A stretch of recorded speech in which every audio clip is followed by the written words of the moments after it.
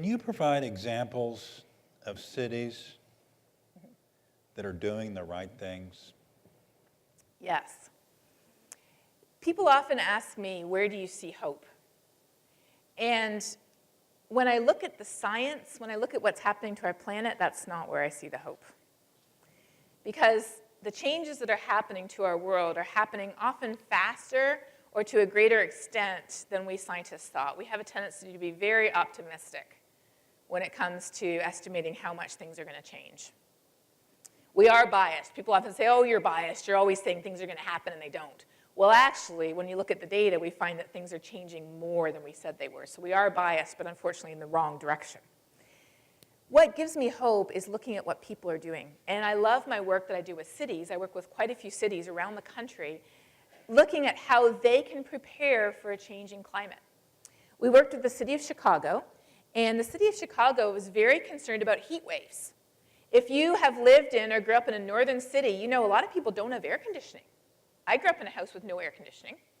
And when heat waves happen, people die. So Chicago had a number of very severe heat waves, and they asked us to look at how those heat waves would likely be affected by climate change.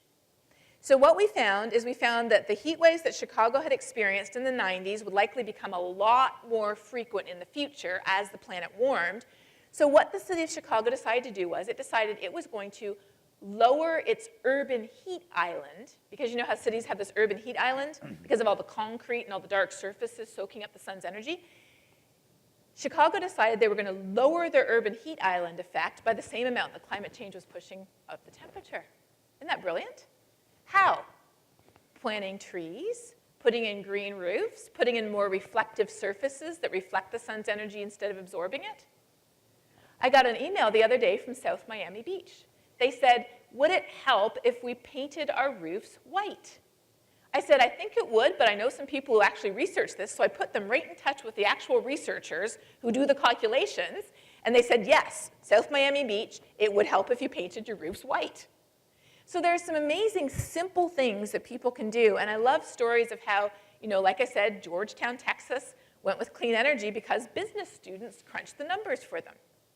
I love the fact that Austin, we're working with Austin right now to plan for a water future so that 50 and 80 years from now, they will have exactly the water they planned for because we're accounting for the curve in the road. Cities are doing amazing things, and a lot of the hope I get is from seeing what's happening at the city level.